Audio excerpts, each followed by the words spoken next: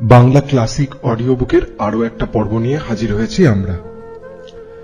বাংলা ভাষায় লেখা বিখ্যাত গল্প উপন্যাস এখানে অডিও বুক আকারে তুলে ধরব আমরা। বাংলা সাহিত্যের এই দিকগুলোতে যদি আপনার আগ্রহ থাকে তাহলে অবশ্যই আমাদের চ্যানেলটা সাবস্ক্রাইব করে রাখুন। আর এবারের পর্বটি যদি আপনার ভালো লাগে তাহলে এই ভিডিওয়ে একটা লাইক দেবেন। আগাম ধন্যবাদ জানিয়ে শুরু করা যাক আজকের পর্ব। আজ আমরা আপনাদের সামনে নিয়ে এসেছি রবীন্দ্রনাথ ঠাকুরের লেখা শেষের রাত্রি গল্পটি। চলুন শুরু করা যাক। মাসি, ঘুমো যতীন, রাত হলো যে। হোক না রাত, আমার দিন তো বেশি নেই।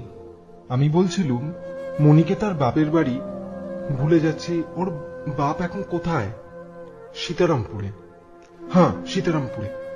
সেখানে মণিকে পাঠিয়ে দাও। আর কতদিন ও রোগীর সেবা করবে? ওর শরীর তো তেমন শক্ত নয়। শোনো একবার, এই অবস্থায় তোমাকে ফেলে বউ বাপের বাড়ি যেতে চাইবেই বা কেন?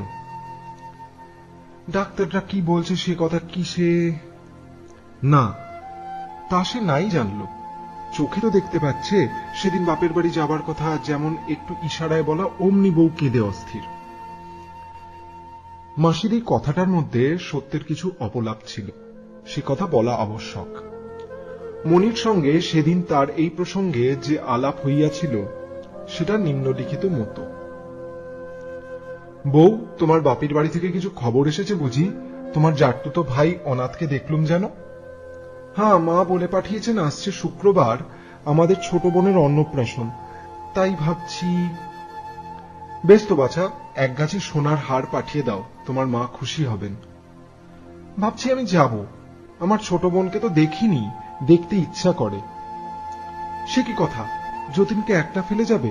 ডাক্তার কি বলেছে শুনেছ তো? ডাক্তার তো বলছিল এখন তেমন বিশেষ। তা সে যাই বলুক, ওর এই দশা দেখে যাবে কি করে? আমার 3 ভাইয়ের পরে একটা বোন, বড় আদরের মেয়ে। শুনেছি ধুম করে অন্নপ্রাশন হবে। আমি না গেলে মা ভারী। তোমার মায়ের ভাব বাছা আমি বুঝতে পারিনি, কিন্তু যতীনের এই সময়ে তুমি যদি যাও তোমার বাবা রাগ করবেন, সে আমি বলে রাখছি। তা জানি। তোমাকে এক লাইন লিখে দিতে হবে মাসি, যে কোনো ভাববার কথা নেই। আমি গেলে বিশেষ কোনো, তুমি গেলে কোনো ক্ষতি নেই সে কি জানি নে, কিন্তু তোমার বাপকে যদি লিখতেই হয় আমার মনে যা আছে সব খুলেই লিখব। আচ্ছা বেশ, তুমি লিখো না, আমি ওকে গিয়ে বললেই উনি। দেখো বউ, অনেক সয়েছি, কিন্তু এই নিয়ে যদি তুমি যতীনের কাছে যাও কিছুতেই সইব না। তোমার বাবা তোমাকে ভালো রকমই চেনেন, তাকে ভোলাতে পারবে না।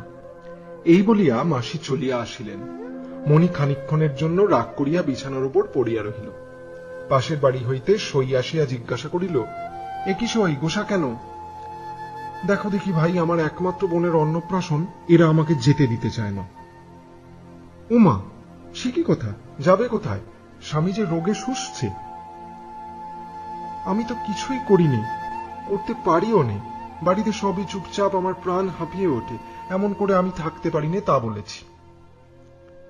তুমি ধন্যী মেয়ে মানুষ, যা হোক। তা আমি ভাই তোমাদের মতো লোক দেখানে ভান করতে পারিনি।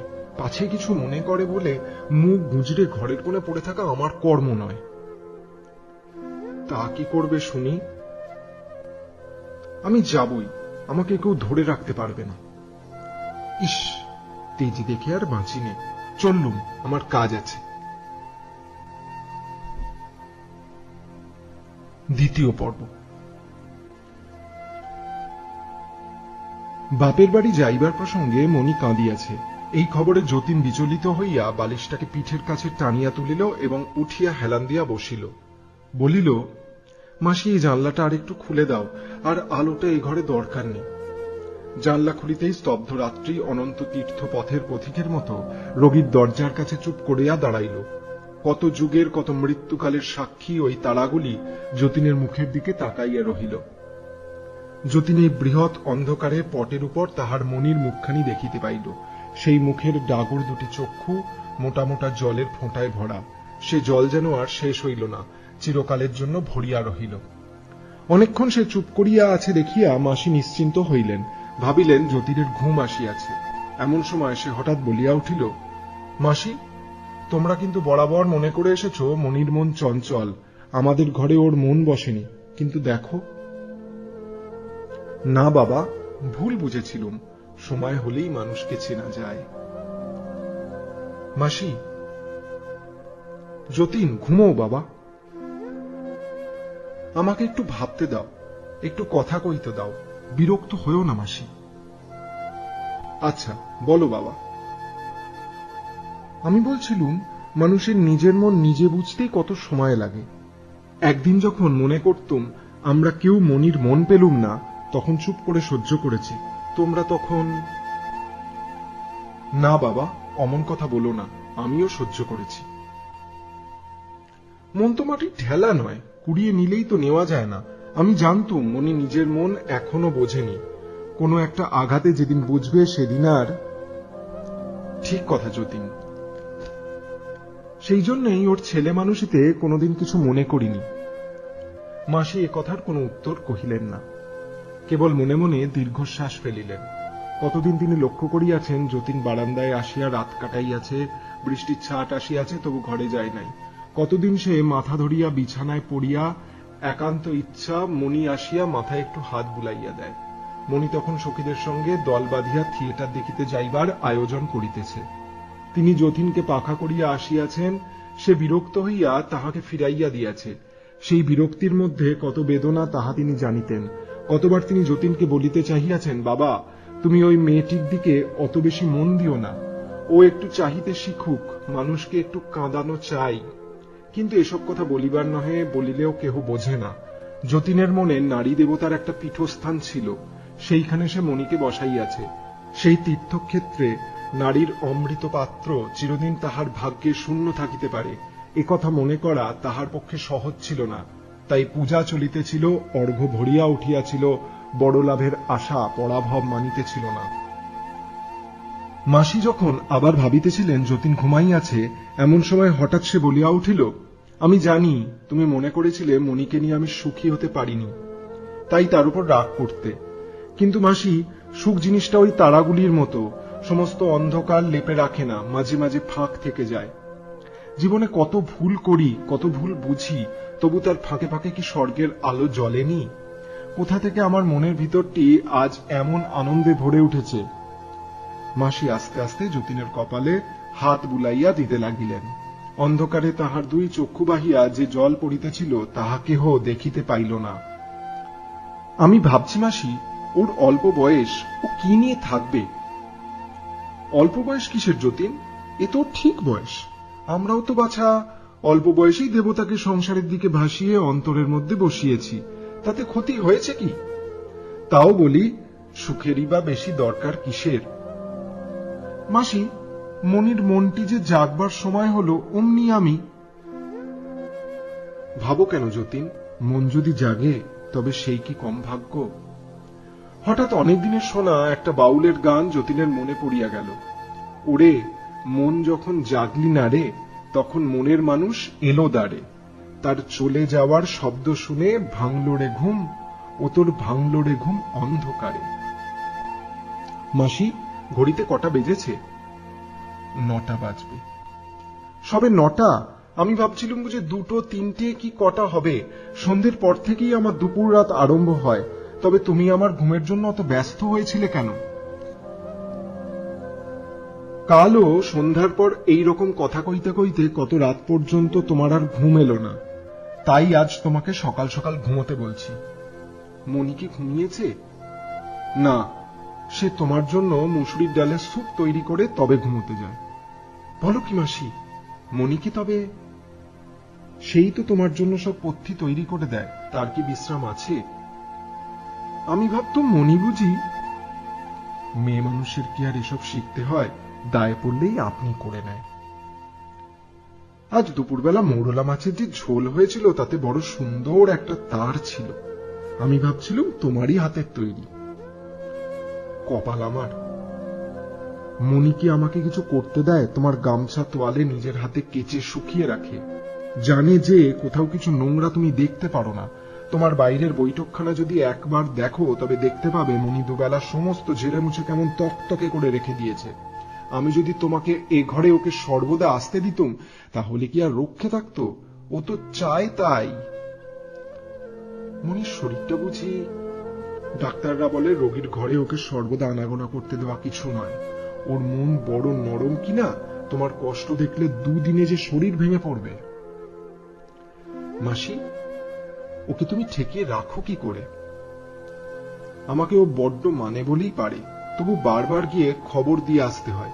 ওই আমার আর এক কাজ হয়েছে। আকাশের তারাগুলি যেন করুণা বিগলিত জলের মতো জল করিতে লাগিল। যে জীবন আজ বিদায় লইবার পথে আসে দাঁড়াইয়াছে, যতীন তাহাকে মনে মনে কৃতজ্ঞতার প্রণাম করিল এবং সম্মুখে মৃত্যু আসিয়াও অন্ধকারের ভিতর হইতে যে দক্ষিণ হাত বাড়াইয়া দিয়াছে, যতীন স্নিগ্ধ বিশ্বাসের সহিত তাহার উপর আপনার রোগক্লান্ত হাতটা রাখিল। একবার নিঃশ্বাস ফেলিয়া একটুখানি উসখুস করিয়া যতীন বলিল, মাসি, মনি যদি জেগেই থাকে তাহলে একবার যদি তাকে। এখনই ডেকে দিচ্ছি বাবা। আমি বেশিক্ষণ তাকে এ ঘরে রাখতে চাইনি, কেবল 5 মিনিট। দুটো একটা কথা যা বলবার আছে। মাসি দীর্ঘশ্বাস ফেলিয়া মনিকে ডাকিতে আসিলেন। এদিকে যতীনের নাড়ী দ্রুত চলিতে লাগিল। যতীন জানে আজ পর্যন্ত সে মনির সঙ্গে ভালো করিয়া কথা জমাইতে পারে নাই। দুই যন্ত্র দুই সুরে বাঁধা, একসঙ্গে আলাপ চলা বড় কঠিন। মনি তাহার সঙ্গিনীদের সঙ্গে অনর্গল বকিতেছে, হাসিতেছে, দূর হইতে তাহাই শুনিয়া যতীনের মন কতবার ঈর্ষায় পীড়িত হইয়াছে। যতীন নিজেকেই দোষ দিয়াছে। সে কেন অমন সামান্য যাহা তাহা লইয়া কথা কহিতে পারে না? পারে না যে তাহাও তো নহে, নিজের বন্ধু বান্ধবদের সঙ্গে যতীন সামান্য বিষয় লইয়াই আলাপ কি করে না? কিন্তু পুরুষের যাহা তাহা তো মেয়েদের যাহা তাহার সঙ্গে ঠিক মেলে না। বড় কথা একলাই একটানা বলিয়া যাওয়া চলে, অন্য পক্ষ মন দিল কিনা খেয়াল না করিলেই হয়। কিন্তু তুচ্ছ কথায় হয়তো নিয়ত দুই পক্ষের যোগ থাকা চাই।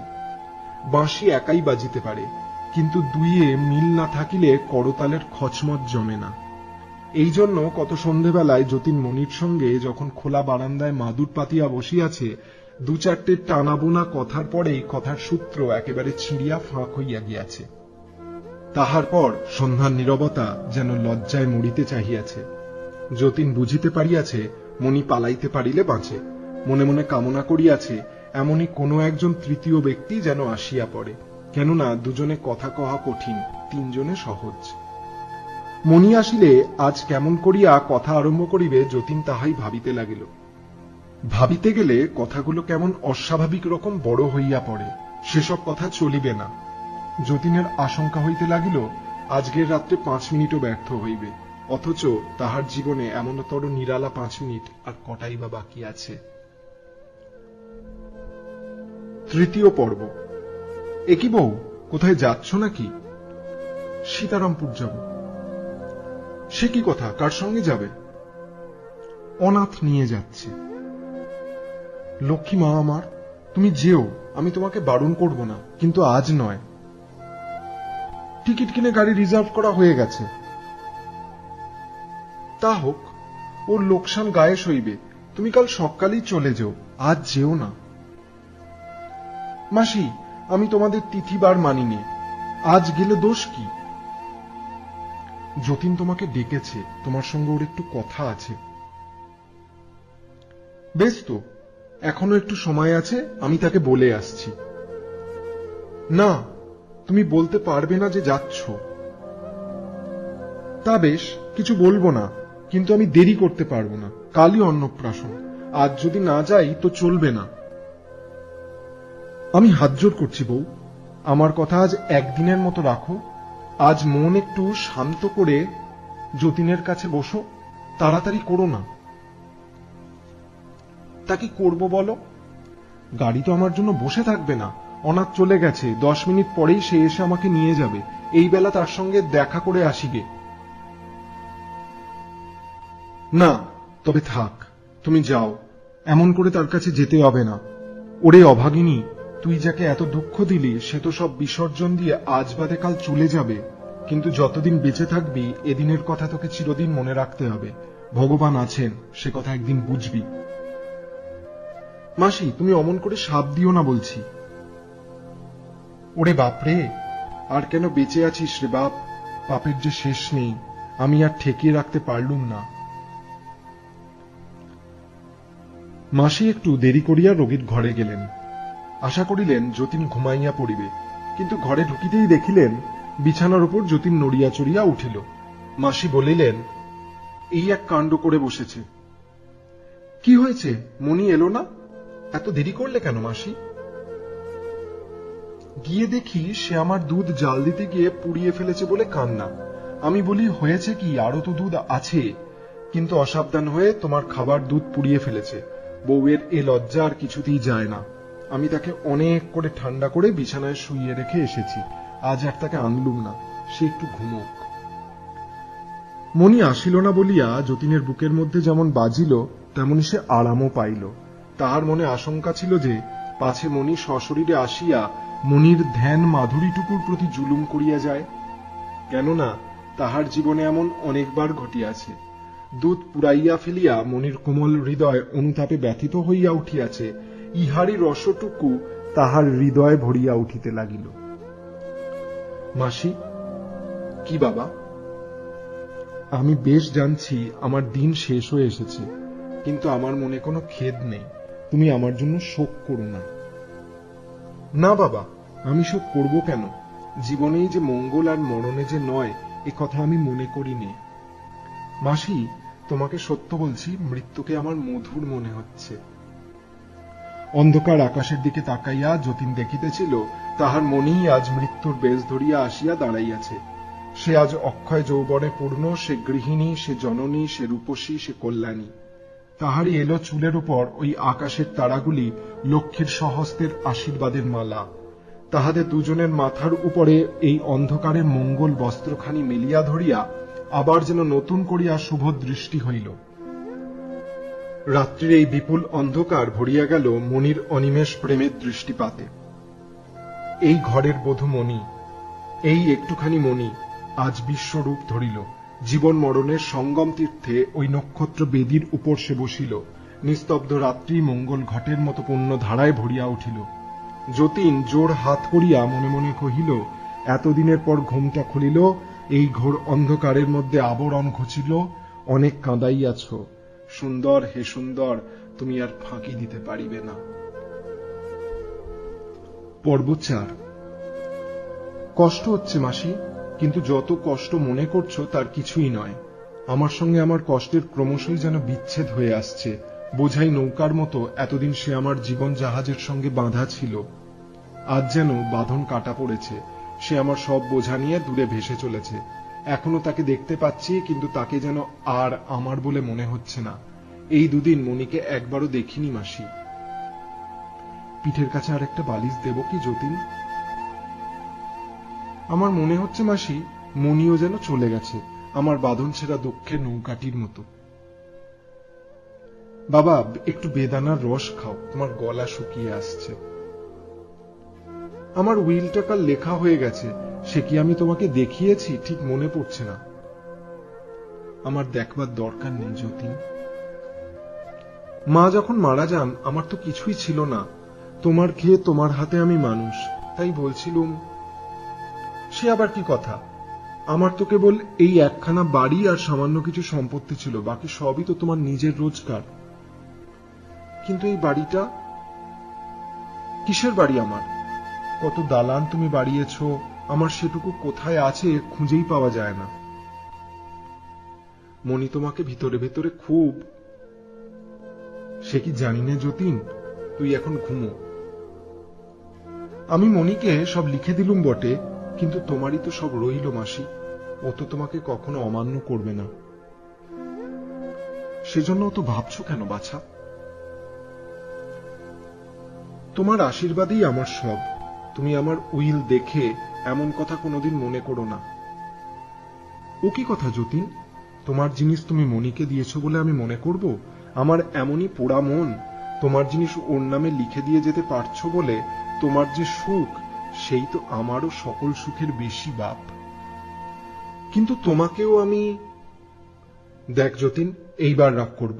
তুই চলে যাবি আর তুই আমাকে টাকা দিয়ে ভুলিয়ে রেখে যাবি? মাসি, টাকার চেয়ে আরো বড় যদি কিছু তোমাকে দিয়েছিস যতীন, ঢের দিয়েছিস। আমার শূন্য ঘর ভরেছিলি, এ আমার অনেক জন্মের ভাগ্য। এতদিন তো বুক ভরে পেয়েছি। আজ আমার পাওনা যদি ফুরিয়ে গিয়ে থাকে তো নালিশ করব না। দাও, সব লিখে দাও, লিখে দাও। বাড়ি ঘর, জিনিসপত্র, ঘোড়াগাড়ি, তালুক মুলুক যা আছে সব মনির নামে লিখে দাও।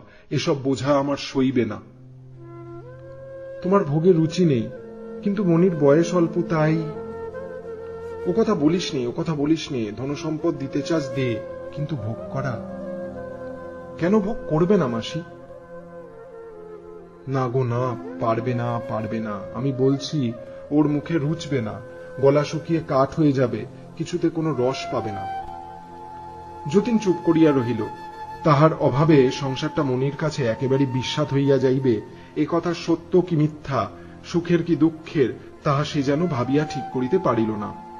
আকাশের তারা যেন তাহার হৃদয়ের মধ্যে আসিয়া কানে কানে বলিল, এমনই বটে, আমার তো হাজার হাজার বছর হইতে দেখিয়া আসিলাম সংসার জোড়া এই সমস্ত আয়োজন এত বড়ই ফাঁকি। যতীন গভীর নিঃশ্বাস ফেলিয়া বলিল, দেবার মতো জিনিস তো আমার কিছুই দিয়ে যেতে পারি নে। কম কি দিয়ে যাচ্ছ বাছা? এই ঘর বাড়ি টাকা কড়ি ছল করে তুমি ওকে যে কি দিয়ে গেলে তার মূল্য ও কি কোনোদিন বুঝবে না? যা তুমি দিয়েছ তাই মাথা তেপে নেবার মতো শক্তি বিধাতা ওকে দিন, এই আশীর্বাদই করি। আর একটু বেদানার রস দাও, আমার গলা শুকিয়ে এসেছে। মনি কি কাল এসেছিল? আমার ঠিক মনে পড়ছে না। এসেছিল, তখন তুমি ঘুমিয়ে পড়েছিলে। শিয়রের কাছে বসে বসে অনেকক্ষণ বাতাস করে তারপর ধোবাকে তোমার কাপড় দিতে গেল। আশ্চর্য, বোধহয় আমি ঠিক সেই সময় স্বপ্ন দেখছিলুম, যেন মনি আমার ঘরে আসতে চাচ্ছে, দরজা অল্প একটু ফাঁক হয়েছে, ঠেলাঠেলি করছে, কিন্তু কিছুতেই সেইটুকু বেশি আর খুলছে না। কিন্তু মাসি, তোমরা একটু বাড়াবাড়ি করছো। ওকে দেখতে দাও যে আমি মরছি, নইলে মৃত্যুকে হঠাৎ সইতে পারবে না। বাবা, তোমার পায়ের উপরে এই যে পশমের শালটা টেনে দিই, পায়ের তেলও ঠান্ডা হয়ে গেছে। না মাসি, গায়ের উপর কিছু দিতে ভালো লাগছে না। জানিস যতীন, এই শালটা মনির তৈরি। একদিন রাত জেগে জেগে সে তোমার জন্য তৈরি করেছিল, কাল শেষ করেছে। যতীন শালটা লইয়া দুই হাত দিয়া একটু নাড়াচাড়া করিল। মনে হইল পশমের কোমলতা যেন মনির মনের জিনিস। সে যে যতীনকে মনে করিয়া রাত জাগিয়া এইটি বুনিয়াছে, তাহার মনের সেই প্রেমের ভাবনাটি ইহার সঙ্গে গাঁথা পড়িয়াছে। কেবল পশম দিয়া নয়, মনির কোমল আঙুলের স্পর্শ দিয়া ইহা বোনা। তাই মাসি যখন শালটা তাহার পায়ের উপর টানিয়া দিলেন, তখন তাহার মনে হইল মনি রাত্রির পর রাত্রি জাগিয়া তাহার পদসেবা করিতেছে। কিন্তু মাসি, আমি তো জানতো মনি সেলাই করতে পারে না, সে সেলাই করতে ভালোই বাসে না। মন দিলে শিখতে কতক্ষণ লাগে তাকে দেখিয়ে দিতে হয়েছে। ওর মধ্যে অনেক ভুল সেলাইও আছে। তা ভুল থাক না, ও তো প্যারিস এক্সিবিশনে পাঠানো হবে না। ভুল সেলাই দিয়ে আমার পা ঢাকা বেশ চলবে। সেলাইয়ে যে অনেক ভুল ত্রুটি আছে সেই কথা মনে করিয়াই যতীনের আরো বেশি আনন্দ হইল। বেচারা মনি পারে না, জানে না, বারবার ভুল করিতেছে, তবু ধৈর্য ধরিয়া রাত্রির পর রাত্রি সেলাই করিয়া চলিয়াছে। এই কল্পনাটা তাহার বড় করুণ, বড় মধুর লাগিল। এই ভুলে ভরা শালটাকে আবার সে একটু নাড়িয়া চাড়িয়া রহিল। মাসি, ডাক্তার বুঝি নিচের ঘরে? হ্যাঁ যতীন, আজ রাত্রে থাকবেন। কিন্তু আমাকে যেন মিছিমিছি ঘুমের ওষুধ দেওয়া না হয়।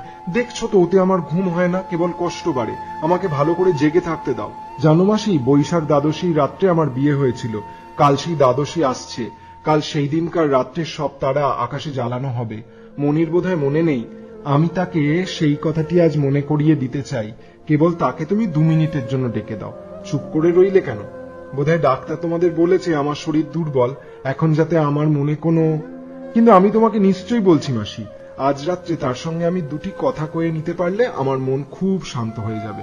তাহলে বোধহয় আর ঘুমাবার ওষুধ দিতে হবে না। আমার মন তাকে কিছু বলতে চাচ্ছে বলেই এই 2 রাত্রি আমার ঘুম হয়নি। মাসি, তুমি অমন করে কেঁদো না। আমি বেশ আছি। আমার মন আজ যেমন ভরে উঠেছে, আমার জীবন এমন আর কখনোই হয়নি। সেই জন্যই মনিকে ডাকছি। মনে হচ্ছে আজ যেন আমার ভরা হৃদয়টি তার হাতে দিয়ে যেতে পারবো। তাকে অনেক দিন অনেক কথা বলতে চেয়েছিলুম, বলতে পারিনি। কিন্তু আর এক মুহূর্ত দেরি করো না, তাকে এখনই ডেকে দাও, এরপরে আর সময় পাবো না। না মাসি, তোমার এই কান্না আমি সইতে পারিনি। এতদিন তো শান্ত ছিলে, আজ কেন তোমার এমন হলো? ওরে যতীন, ভেবেছিলুম আমার সব কান্না ফুরিয়ে গেছে, কিন্তু দেখতে পাচ্ছি এখনো বাকি আছে। আজ আর পারছি নে। মণিকে ডেকে দাও, তাকে বলে দেব কালকে রাতের জন্য যেন। যাচ্ছি বাবা, শম্ভু দরজার কাছে রইল, যদি কিছু দরকার হয় ওকে ডেকো। মাসি মণির শোবার ঘরে গিয়ে মেজের ওপর বসিয়া ডাকিতে লাগিলেন, ওরে আয়, একবার আয়, আয় রে রাক্ষসী, যে তোকে তার সব দিয়েছে তার শেষ কথাটি রাখ, সে মরতে বসেছে, তাকে আর মারিস নে। যতীন পায়ের শব্দে চমকিয়া উঠিয়া কহিল, মণি? না, আমি শম্ভু, আমাকে ডাকছিলেন? একবার তোর বউ ঠাকুরনকে ডেকে দে। কাকে? বউ ঠাকুরনকে। তিনি তো এখনো ফেরেননি। কোথায় গেছেন? সীতারামপুরে। আজ গেছেন? না, 3 দিন হলো গেছেন। ক্ষণকালের জন্য যতীনের সর্বাঙ্গ ঝিমঝিম করিয়া আসিল, সে চোখে অন্ধকার দেখিল। এতক্ষণ বালিশে ঠেসান দিয়া বসিয়াছিল, শুইয়া পড়িল। পায়ের ওপরে সেই পশমের শাল ঢাকা ছিল, সেটা পা দিয়ে ঠেলিয়া ফেলিয়ে দিল। অনেকক্ষণ পর মাসি যখন আসিলেন, যতীন মনির কথা কিছুই বলিল না। মাসি ভাবিলেন সে কথা উহার মনে নাই। হঠাৎ যতীন একসময় বলিয়া উঠিল, মাসি, তোমাকে কি আমার সেদিনকার স্বপ্নের কথা বলেছি? কোন স্বপ্ন? মণি যেন আমার ঘরে আসবার জন্য দরজা ঠেলছিল, কোনো মতেই দরজা এতটুকুর বেশি ফাঁক হলো না। সে বাইরে দাঁড়িয়ে দেখিতে লাগিল, কিন্তু কিছুতেই ঢুকতে পারল না। মণি চিরকাল আমার ঘরের বাইরে দাঁড়াইয়া রইল। তাকে অনেক করে ডাকলুম, কিন্তু এখানে তার জায়গা হল না। মাসি কিছু না বলিয়া চুপ করিয়া রহিলেন। ভাবিলেন, যতীনের জন্য মিথ্যা দিয়া যে একটুখানি স্বর্গ রচিয়াছিলাম সে আর টিকিল না। দুঃখ যখন আসে তাহাকে স্বীকার করাই ভালো। প্রবঞ্চনার দ্বারা বিধাতার মার ঠেকাইবার চেষ্টা করা কিছু নয়। মাসি, তোমার কাছে যে স্নেহ পেয়েছি সে আমার জন্ম জন্মান্তরের পাথেয়। আমার সমস্ত জীবন ভরে নিয়ে চললুম। আর জন্মে তুমি নিশ্চয়ই আমার মেয়ে হয়ে জন্মাবে, আমি তোমাকে বুকে করে মানুষ করব। বলিস কি যতীন, আবার মেয়ে হয়ে জন্মাবো? না হয় তোর কোলে ছেলে হয়েই জন্ম হবে, সেই কামনাই কর না। না না, ছেলে না। ছেলেবেলায় তুমি যেমন সুন্দরী ছিলে, তেমন অপরূপ সুন্দরী হয়েই তুমি আমার ঘরে আসবে। আমার মনে আছে আমি তোমাকে কেমন করে সাজাবো। আর বকিস নে যতীন, বকিস নে, একটু ঘুমো। তোমার নাম দেব লক্ষ্মী রানী। ও তো একেলে নাম হলো না। না, একেলে নাম না। মাসি, তুমি আমার সাবেক কেলে, সেই সাবেক কাল নিয়েই তুমি আমার ঘরে এসো। তোর ঘরে আমি কন্যাদায়ের দুঃখ নিয়ে আসবো, এ কামনা আমি তো করতে পারি নে। মাসি, তুমি আমাকে দুর্বল মনে করো? আমাকে দুঃখ থেকে বাঁচাতে চাও? বাছা, আমার যে মেয়ে মানুষের মন, আমিই দুর্বল। সেই জন্যই আমি বড় ভয়ে ভয়ে তোকে সকল দুঃখ থেকে চিরদিন বাঁচাতে চেয়েছি, কিন্তু আমার সাধ্য কি আছে? কিছুই করতে পারি না। মাসি, এ জীবনের শিক্ষা আমি এ জীবনে খাটাবার সময় পেলুম না, কিন্তু এ সমস্তই জমা রইল। আসছেবারে মানুষ যে কি পারে তা আমি দেখাবো। চিরটা দিন আমার নিজের দিকে তাকিয়ে থাকা যে কি ফাঁকি তা আমি বুঝেছি। যাই বলো বাছা, তুমি নিজে কিছু নাওনি, পরকেই সব দিয়েছ। মাসি, একটা গর্ব আমি করব। আমি সুখের উপরে জবরদস্তি করি নে। কোনোদিন কথা বলিনি যেখানে আমার দাবি আছে সেখানে আমি জোর খাটাবো। যা পাইনি তা কাড়াকাড়ি করিনি। আমি সেই জিনিস চেয়েছিলুম যার উপরে কারো সত্য নেই। সমস্ত জীবন হাত জোড় করে অপেক্ষাই করলুম। মিথ্যাকে চাইনি বলেই এতদিন এমন করে বসে থাকতে হলো। এইবার সত্য হয়তো দয়া করবেন। ও কে ও? মাসি, ও কে? কই, কেউ তো না যতীন। মাসি, তুমি একবার ও ঘরটায় দেখে এসো গে, আমি যেন। না বাছা, কাউকে তো দেখলুম না। আমি কিন্তু স্পষ্ট যেন। কিছু না যতীন, ওই যে ডাক্তারবাবু এসেছেন। দেখুন, আপনি ওর কাছে থাকলে বড় বেশি কথা কন। কয় রাত্রি এমনি করেই তো জেগেই কাটালেন। আপনি শুতে যান, আমার সেই লোকটি এখানে থাকবে। না মাসি, না, তুমি যেতে পারবে না। আচ্ছা বাছা, আমি না হয় এই কোণটাতে গিয়ে বসছি। না না, তুমি আমার পাশেই বসে থাকো। আমি তোমার এই হাত কিছুতেই ছাড়ছি না, শেষ পর্যন্ত না। আমি যে তোমারই হাতের মানুষ, তোমারই হাত থেকে ভগবান আমাকে নেবেন। আচ্ছা বেশ, কিন্তু আপনি কথা পাবেন না যতীনবাবু। সেই ওষুধটা খাওয়াবার সময় হলো। সময় হলো? মিথ্যে কথা। সময় পার হয়ে গিয়েছে। এখন ওষুধ খাওয়ানো কেবল ফাঁকি দিয়ে সান্ত্বনা করা। আমার আর তার কোনো দরকার নেই। আমি মরতে ভয় করি নে। মাসি, জমের চিকিৎসা চলছে, তার উপরে আবার ডাক্তার জড়ো করেছো কেন? বিদায় করে দাও, সব বিদায় করে দাও। এখন আমার একমাত্র তুমি, আর আমার কাউকে দরকার নেই। কাউকে না, কোনো মিথ্যাকেই না। আপনার এই উত্তেজনা ভালো হচ্ছে না। তাহলে তোমরা যাও, আমাকে উত্তেজিত করো না। মাসি, ডাক্তার গেছে? আচ্ছা, তাহলে তুমি এই বিছানায় উঠে বসো, আমি তোমার কোলে মাথা রেখে একটু শুই। আচ্ছা, শো বাবা লক্ষ্মীটি, একটু ঘুমো। না মাসি, ঘুমোতে বলো না। ঘুমোতে ঘুমোতে হয়তো আর ঘুম ভাঙবে না। এখনো আর একটু আমার জেগে থাকবার দরকার আছে। তুমি শব্দ শুনতে পাচ্ছ না? ওই যে আসছে, এখনই আসবে। পর্ব 5। বাবা যতীন, একটু চেয়ে দেখো, ওই যে এসেছে, একবারটি চাও। কে এসেছে? স্বপ্ন? স্বপ্ন নয় বাবা, মণি এসেছে। তোমার শ্বশুর এসেছেন। তুমি কে? চিনতে পারছো না বাবা? ওই তো তোমার মণি। মণি? সেই দরজাটা কি সব খুলে গিয়েছে? সব খুলেছে বাপ, আমার সব খুলেছে। না মাসি, আমার পায়ের উপর ও শাল নয়, ও শাল নয়, ও শাল মিথ্যা, ও শাল ফাঁকি। শাল নয় যতীন, বউ তোর পায়ের উপর পড়েছে, ওর মাথায় হাত রেখে একটু আশীর্বাদ কর। অমন করে কাঁদিস নে বউ, কাঁদবার সময় আসছে, এখন একটুখানি চুপ কর। সমাপ্ত। কেমন লাগলো এই পর্বটি?